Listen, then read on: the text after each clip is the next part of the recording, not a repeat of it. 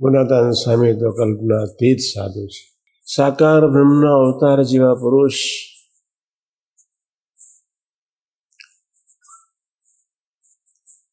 મોટા મંદિરના મહંત 200 વિદ્યાર્થીઓને યુવાનોને બ્રહ્મ વિદ્યાના ચૈતન્યમાં નાખી સ્થિર બનાવી. બ્રહ્મ વિદ્યા સ્થિર થઈ એનું લક્ષ્ય એક જ, એના જીવનમાં એક જ ધ્યેય હોય, તું રાજી થા, બીજો કોઈ નહીં. તું રાજી થા, ઇન્દ્રિયોને તું રાજી થા, મન બુદ્ધિને તું રાજી થા, સેવકોને તું રાજી થા, અસ્તિત્વ બી રાજી નહીં થયું, કેવળ તું રાજી થા. એવી ભાવનાવાળા 200 વિદ્યાર્થીઓને બ્રહ્મ વિદ્યા બનાવી.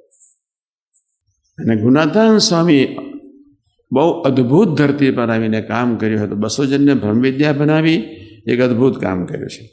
પરંપરા અખંડ રાખી, એ અદ્ભુત કામ કર્યું. હવે સાંભળજો. અને ત્રીજું અદ્ભુત કામ ભગવાન સ્વામિનારાયણના સ્વધામ ગયા પછી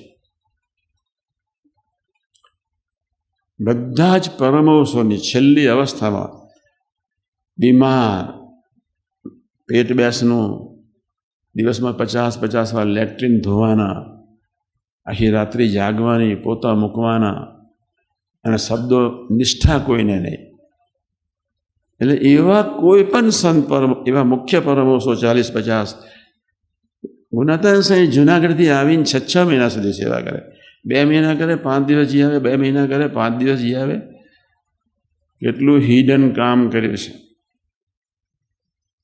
અને પોતાના પ્રાણથી વહાલા માનીને કોઈ એવો પરમહંસ નહીં હોય જેના મૃત્યુ સમયના 5-6 મહિના કે એની કરુણ હાલતમાં ગુણાતાન સ્વામી એની સેવામાં પહોંચી ન ગયા હોય.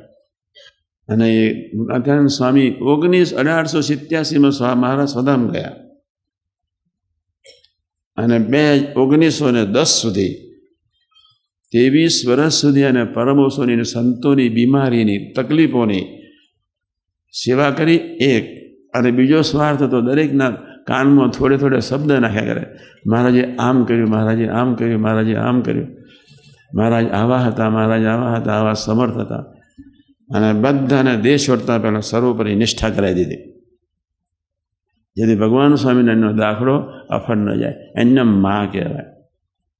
23 વર્ષ સુધી પોતાના સંતોની એકધારી સેવા કરનાર, એવા હરિભક્તોની ઘરે જઈને એકધારી સેવા કરનાર અને નિષ્ઠાની અદ્ભુત વાતો કરી. પરમહંસે શું કામ કર્યું? ભયંકર વિરોધમાં, ભયંકર ગારોમાં, ભયંકર મારમાં, ભયંકર ઉપેક્ષામાં, અડીખમ શુદ્ધ શિક્ષાપત્રી સાથે, ધર્મ નિયમ સાથે ભગવાન સ્વામિનારાયણની મિલિટરી એવી અદ્ભુત જજુમી, એટલી અદ્ભુત જજુમી જેના ફળ સ્વરૂપે પાયા નખ્યા. સાંપ્રદાયિક પાયા નાખવામાં ભગવાન સ્વામિનારાયણ પરમહંસોને નિમિત્ત બનાવ્યા હતા. ગુણાતાન સ્વામી એ જ નિમિત્ત બનેલા પરમહંસો પોતાના દીકરા માનીને સર્વોપરી નિષ્ઠા ધરણ કરાવી અને પછી ધામમાં લઈ ગયા. જેના એક આંખના નિમિષ માત્રના દર્શને કરીને આનંદ બ્રહ્મન ચેતન થઈ જાય, નૈવત થઈ જાય, બળવત થઈ જાય, શક્તિહીન થઈ જાય, બુઠ્ઠા થઈ જાય, સુખ માત્ર લઈ થઈ જાય, એવી પ્રચંડ શક્તિ ધરાવનાર પુરુષ. અને છતાં એ બધાની સાથે એક ધારો, બધાને પ્રેમ, હજારોને એકી સાથે પ્રેમ આપી શકે એવી એની પ્રચંડ દિવ્યતાને પ્રેમ. એ પુરુષ કલ્પનાતીત હતા. આવા પુરુષ આપણને ક્યારેય આપણું અહિત ન કરે. ભગવાન તો નથી જ, બીજી બાજુ પોતાની પ્રચંડ શક્તિ. સામાન્ય મન થાય કે ચાલો ગામડે જવું, સામાન્ય મન થાય છે કે કોઈ એક સેવક સારો તૈયાર કરીને આ સંતોની સેવા મૂકી દેવો. એને 5-50 સેવકો તૈયાર કરવામાં કેટલી વાર લાગવાની હતી. શા માટે એને 5-50 સેવકો તૈયાર કરીને પરમહંસોની સેવામાં ન મૂક્યા? શા માટે રામ ભંડેરીને, કરશન બાબાને, વેલો સત્વારોને એમની સેવામાં ન મૂક્યા? શા માટે કલ્યાણભાઈને બધાને સેવામાં ન મૂક્યા?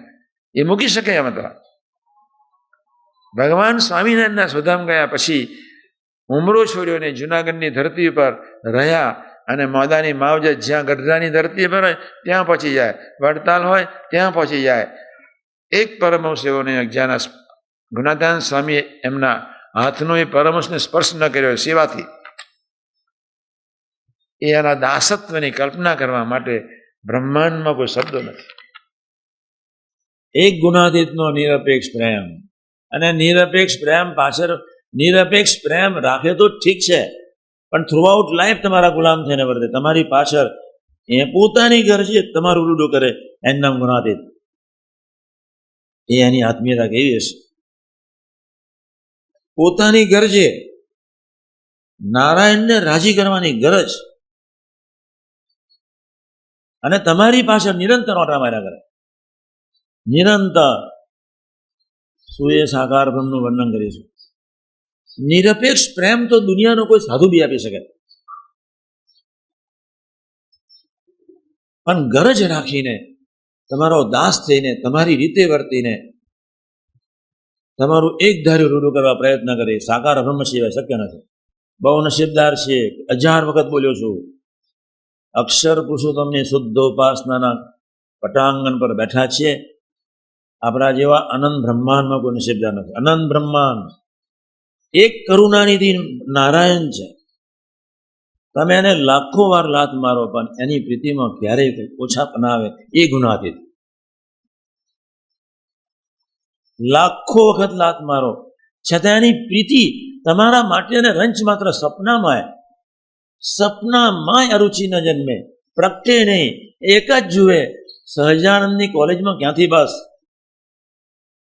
આ એક ગરમ થાય તમારી આરસને પટલી કાઢવા માટે, પણ એની પ્રીતિમાં કચાશ ના આવે, ક્યારેય ન હોય. એ એમ જ કે આ ભલે ને બિચારો નથી સત્સંગ કરી શકતો, પણ આ સહજાનંદનો તો થયો છે. એક સહજાનંદ છે, અનંત બ્રહ્માંડનો આધાર પ્રાણ, પ્રેરક પ્રવર્તક, આનંદિત રસગન મૂર્તિ, એક અદ્વિતીય.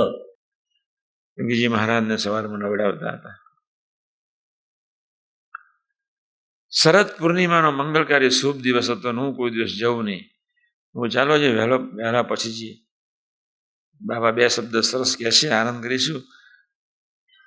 અને મને તો કોઈ ગુનાદિતનું નામ લે તો બી આનંદ થઈ જાય. અને બાપાની વાણી સાંભળવાનો તો આનંદ હોય જ. એટલે ત્યારે બહુ હસતા ને બહુ આનંદમાં ઉતરતા હશે, કદાચ ટાબોડિયા પાછળ અને ઉતરતા હતા. હાશ, શાસ્ત્રીમાં જ બહુ પ્રતાપી આ ડેરી પર કેવું સરસ મંદિર બનાવ્યું. અને ગુણાતીતની ડેરી કેવી સરસ. ગુણાતીત બાપાએ આપણા માટે સૌના માટે સંકલ્પ કર્યો કે જે અહીં આવશે બધાને સુખ્યા કરવા છે. પોતા જેવા. એટલો બધો આનંદ થયો. સંકલ્પ સ્વરૂપનો છે, મહારાજનો છે. મારા સ્વરૂપનું વિજ્ઞાન થાવ. સંકલ્પ એમનો છે, સંકલ્પ યોગી મહારાજનો છે. આપણે એટલું જ કરવાનું છે, એમના બળે ગમતામાં જીવવું છે. એવું ભવ્યાતીત ભવ્ય સ્વરૂપ, જેનું ખાલી એક દર્શન નિમિષ માત્ર આ ધરતીના પટરાંગણમાં તો હોય નહીં. કારણ એક નિમિષ માત્રના દર્શનથી તમારા કરોડો જન્મના પાપના થરના ઓગળી જાય. એક સગના લાખના ભાગમાં સૃષ્ટિને ચિન્મય બનાવી શકે એવી એની પ્રચંડ શક્તિ ધરાવનાર સાધુ.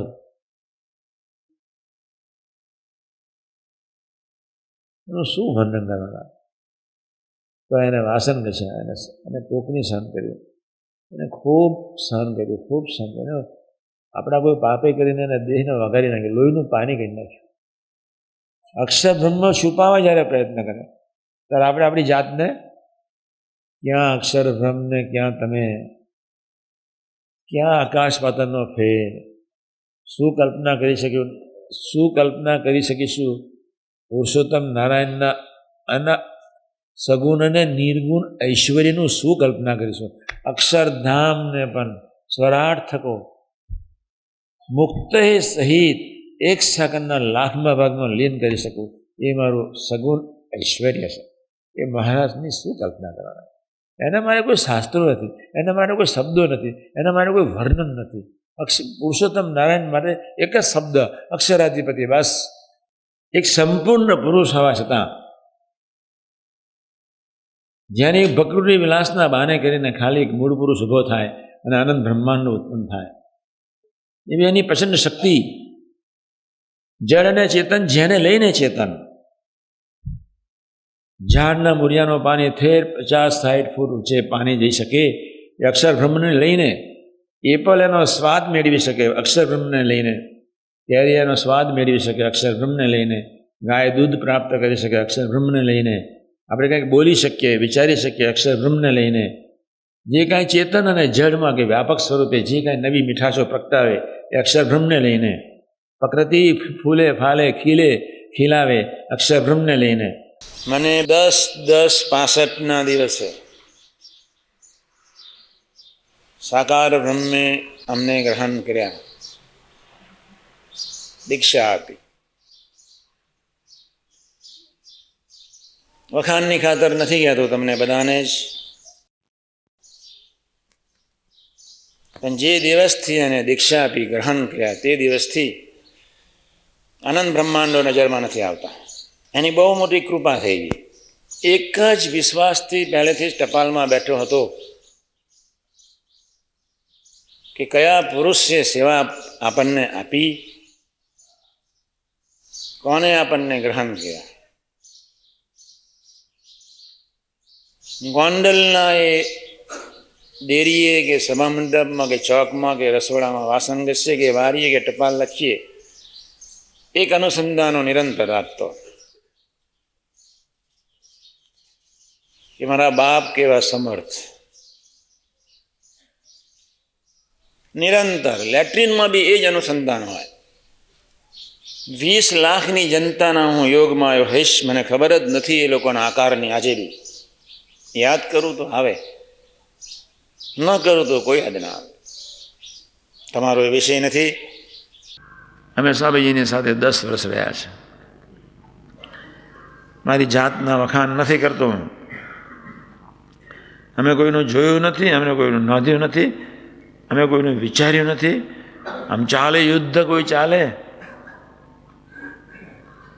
ઘણા ચરિત્રો આ આંખે જોયા અને ઘણા ચરિત્રો આ કાને કરીને સાંભળ્યા અને ઘણા ચરિત્રો જીભે આંખે કરીને વાંચ્યા.